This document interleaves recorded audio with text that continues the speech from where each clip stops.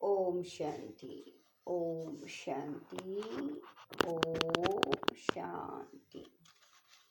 12/2/25 प्रातः मुरली। ओम शांति। बाप दादा मधुबन। मीठे बच्चे, तुम बहुत बड़े जोहरी हो। तुम्हें अविनाशी ज्ञान रत्नों रूपी जवाहरात देकर सबको साहूकार बनाना है। प्रश्न है, अपने जीवन को हीरे जैसा बनाने के लिए किस बात की बहुत बहुत संभाल चाहिए? उत्तर है संग की। बच्चों को संग उनका करना चाहिए जो अच्छा बरसते हैं। जो बरसते नहीं उनका संग रखने से फायदा ही क्या।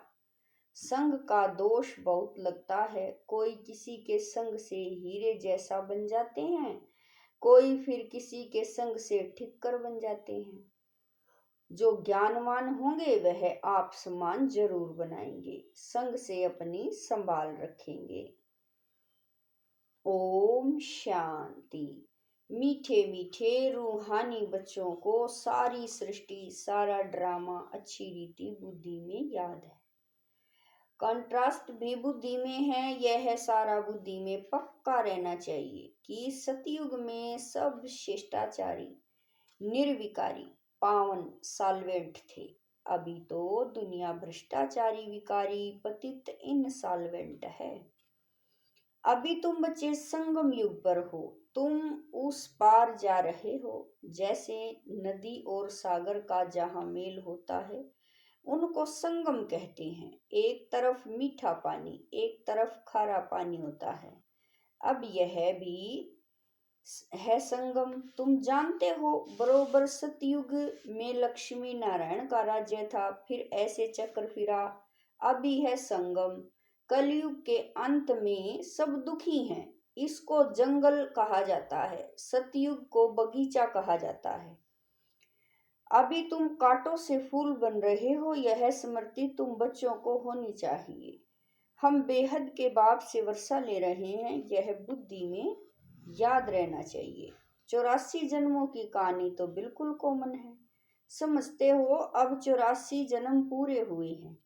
तुम्हारी बुद्धि में तरावट है कि हम अपनी, बाबा कह रहे हैं तुम्हारी बुद्धि में तरावट है कि हम अभी सतयुगी बगीचे में जा रहे हैं। अब हमारा जन्म इस मृत्यु लोक में नहीं होगा, हमारा जन्म होगा अमर लोक में। शिव बाबा को अमरनाथ भी कहते हैं। वह हमको अमर कहानी सुना रहे हैं। वहां हम शरीर में होते भी अमर हो बाबा कह रहे हैं वहां हम शरीर में होते भी अमर रहेंगे। अपनी खुशी से टाइम पर शरीर छोड़ेंगे, उसको मृत्यु लोक नहीं कहा जाता। तुम जिस बाबा कह रहे हैं तुम किसी को भी समझाएंगे तो समझेंगे बरोबर। इनमें तो पूरा ज्ञान है। सृष्टि का आदि और अंत का अंत तो है ना। छोटा बच्चा भी जवान और वृद्ध होता है, फिर अंत आ जाता है, फिर बच्चा बनता है। सृष्टि भी नई बनती, फिर क्वार्टर पुरानी। बाबा कह रहे हैं सृष्टि भी नई बनती, फिर क्वार्टर पुरानी, आदि पुरानी, फिर सारी पुरानी होती है, फिर नई होगी। यह सब बातें और कोई एक दो को सुना नहीं सकते। ऐसी चर्चा कोई कर नहीं सकते सिवाय तुम ब्राह्मणों के, और कोई को रूहानी नॉलेज मिल न सके। ब्राह्मण वर्ण में आए तब सुने, सिर्फ ब्राह्मण ही जाने। ब्राह्मणों में भी नंबरवार है। कोई यथार्थ रीति सुना सकते हैं, कोई नहीं सुना सकते हैं, तो उनको कुछ मिलता नहीं है। जोहरियों में भी देखेंगे, कोई के पास तो करोड़ों का माल रहता है, कोई के पास तो 10,000 का भी माल नहीं होगा। तुम्हारे में भी ऐसे हैं। जैसे देखो, यह जनक है, यह अच्छा जोहरी है, इनके पास वैल्यूएबल जवाहरात हैं, किसी को देकर अच्छा साहूकार बना सकते हैं। कोई छोटा जोहरी है, जास्ती दे नहीं सकते तो उनका पद भी कम हो जाता है। तुम सब जोहरी हो। यह अविनाशी ज्ञान रत्नों के जवाहरात हैं। जिसके पास अच्छे रतन होंगे वह साहूकार बनेंगे, औरों को भी बनाएंगे। ऐसे तो नहीं सब अच्छे जोरी होंगे, अच्छे अच्छे जोरी बड़े बड़े सेंटर्स पर भेज देते हैं, बड़े आदमियों को अच्छी जवारात दी जाती है, बड़े बड़े दुकानों पर एक्सपर्ट रहते हैं। बाबा को भी कहा जाता है सौदागर, रत्नागर, रत्नों का सौदा करते हैं। फिर जादूगर भी है, क्योंकि उनके पास ही दिव्य दृष्टि की चाबी है। कोई नोंदा भक्ति करते हैं तो उनको साक्षात्कार हो जाता है। यहाँ वह बात ही नहीं है। यहाँ तो अनायास घर बैठे भी बहुतों को साक्षात्कार होता है, दिन प्रतिदिन सहज होता जाएगा। कईयों को ब्रह्मा का और श्री कृष्ण का भी साक्षात्कार होता है। उनको कहते हैं ब्रह्मा के पास जाओ, जाकर उनके पास प्रिंस बनने की पढ़ाई पढ़ो। यह पवित्र प्रिंस प्रिंसेस चले आते हैं ना, प्रिंस को पवित्र भी कह सकते हैं, पवित्रता से जन्म होता है ना। पतित को भ्रष्टाचारी कहेंगे, पतित से पावन बनना है, यह बुद्धि में रहना चाहिए। जो किसी को समझा भी सको, मनुष्य समझते हैं यह तो बड़े सेंसेबल हैं। बोलो हमारे पास कोई शास्त्रों आदि की नॉलेज नहीं है। यह है रूहानी नॉलेज जो रूहानी बाप समझाते हैं। यह है त्रिमूर्ति ब्रह्मा विष्णु शंकर। यह भी रचना है, रचयिता एक बाप है, वह होते हैं हद के क्रिएटर। यह है बेहद का बाप, बेहद का क्रिएटर। बाप बैठकर पढ़ाते हैं, मेहनत करनी होती है। बाप गुल गुल फूल बनाते हैं। तुम हो ईश्वरीय कुल के, तुमको बाप पवित्र बनाते हैं। फिर अगर अपवित्र बनते हैं तो कुल कलंकित बनते हैं। बाप तो जानते हैं ना। फिर धर्मराज द्वारा बहुत सजा दिलाएंगे। बाप के साथ धर्मराज भी है। धर्मराज की ड्यूटी भी अभी पूरी होती है, सतयुग में तो होगी ही नहीं। फिर शुरू होती है द्वापर से। बाप बैठ कर्म अकर्म विक्रम की गति समझाते हैं। कहते हैं बाबा तेरे कहते हैं ना, इसने आगे जन्म में ऐसे कर्म किए हैं जिसकी यह भोगना है। सतयुग में ऐसे नहीं कहेंगे, बुरे कर्मों का वहां नाम नहीं होता। यहाँ तो बुरे अच्छे दोनों होते हैं, सुख दुख दोनों है, परंतु सुख बहुत थोड़ा है। वहां फिर दुख का नाम नहीं। सतयुग में दुख कहाँ से आया? तुम बाप से नई दुनिया का वर्षा लेते हो। बाप है ही दुख हरता सुख करता। दुख कब से शुरू होता है यह भी तुम जानते हो। शास्त्रों में तो कल्प की आयु ही लंबी चौड़ी लिख दी है। अभी तुम जानते हो आधा कल्प के लिए हमारे दुख हर जाएंगे और हम सुख पाएंगे। यह सृष्टि का चक्र कैसे फिरता है, इस पर समझाना बड़ा सहज है। यह सब बातें तुम्हारे सिवाय और कोई की बुद्धि में हो न सके।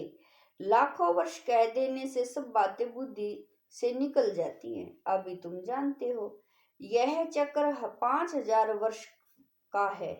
कल की बात है, जबकि इन सूर्यवंशी चंद्रवंशियों का राज्य था। कहते भी हैं ब्राह्मणों का दिन, ऐसे नहीं शिव बाबा का दिन कहेंगे।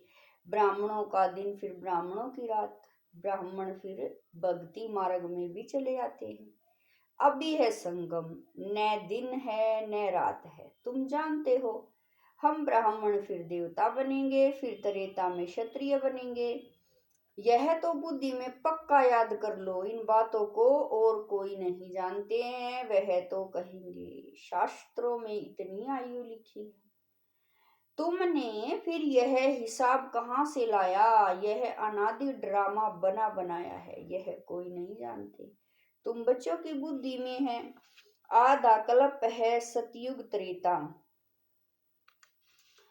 फिर आधा से भक्ति शुरू होती है, वह हो जाता है त्रेता और द्वापर का संगम। द्वापर में भी यह शास्त्र आदि आहिस्ते आहिस्ते बनते हैं। भक्ति मार्ग की सामग्री बड़ी लंबी चौड़ी है, जैसे झाड़ कितना लंबा चौड़ा है। इसका बीज है बाबा, यह उल्टा झाड़ है। पहले पहले आदि सनातन देवी देवता धर्म है। यह बातें जो बाप सुनाते हैं यह है बिल्कुल नहीं। इस देवी देवता धर्म के स्थापक को कोई नहीं जानते। श्री कृष्ण तो बच्चा है, ज्ञान सुनाने वाला है बाप, तो बाप को उड़ाए बच्चे का नाम डाल दिया है।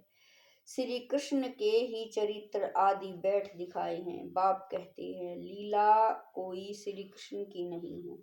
गाते भी हैं हे प्रभु तेरी लीला अपरंपार अपार है। लीला एक की ही होती है। शिव बाबा की महिमा बड़ी न्यारी है। वह तो है सदा पावन रहने वाला, परंतु वह पावन शरीर में तो आ न सके।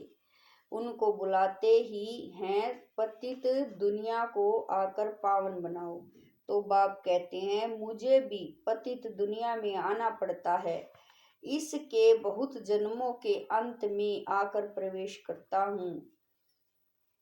किसके? ब्रह्मा बाबा के तन में इनके बहुत जन्मों के अंत में आकर प्रवेश करता हूँ। तो बाप कहते हैं मुख्य बात अल्फ को याद करो, बाकी यह सारी है रेजगारी। वह सब तो धारण करने सके, जो धारण कर सकते हैं उन्हों को समझाता हूँ, बाकी तो कह देता हूँ मन मना भव।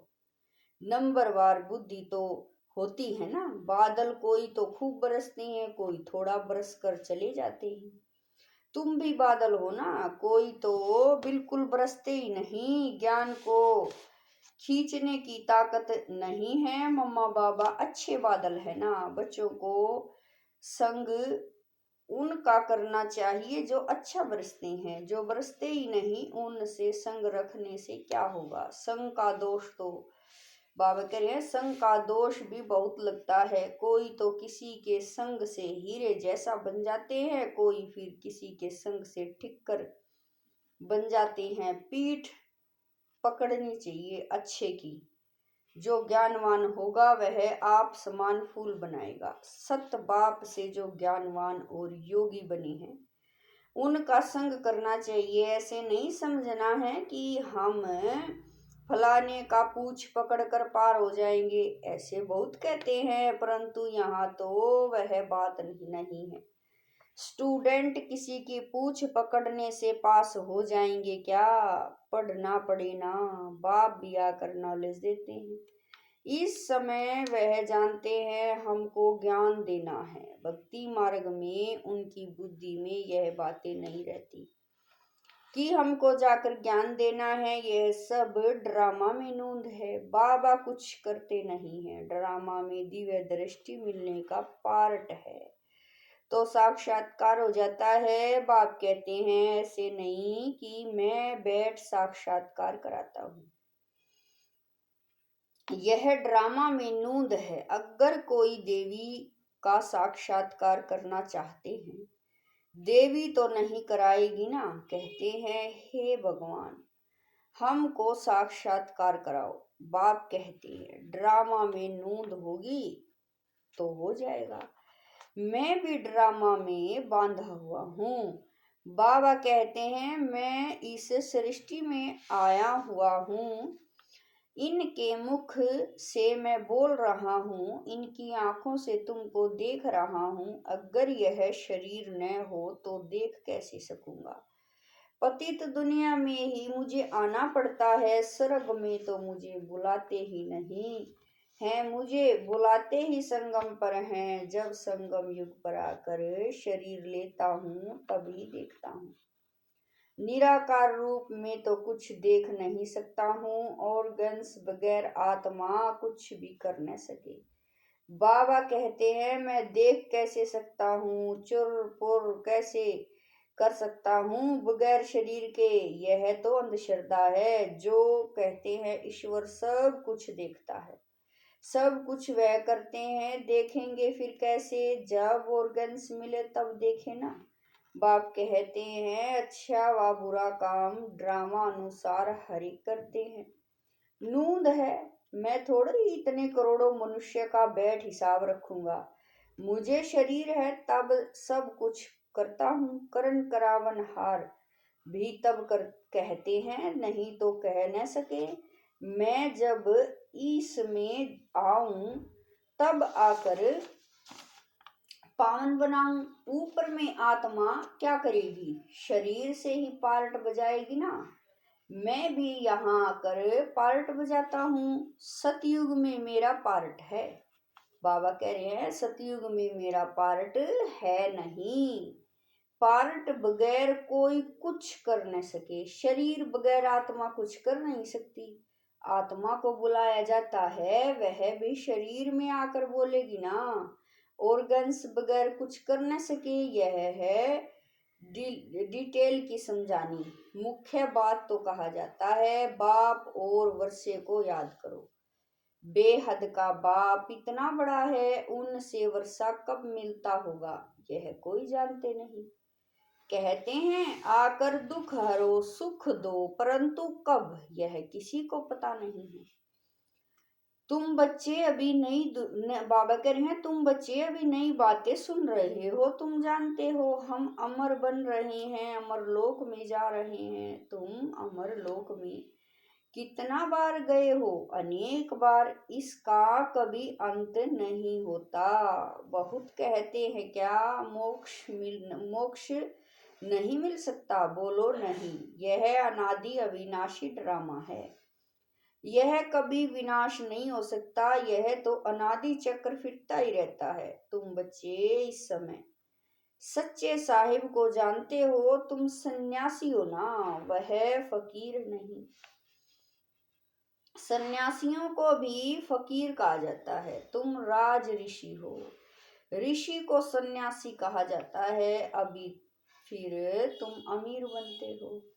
भारत कितना अमीर था, अभी कैसा फकीर बन गया है। बेहद का बाप आकर बेहद का वर्षा देते हैं। गीत भी है बाबा, आप जो देते हो सो कोई दे न सके।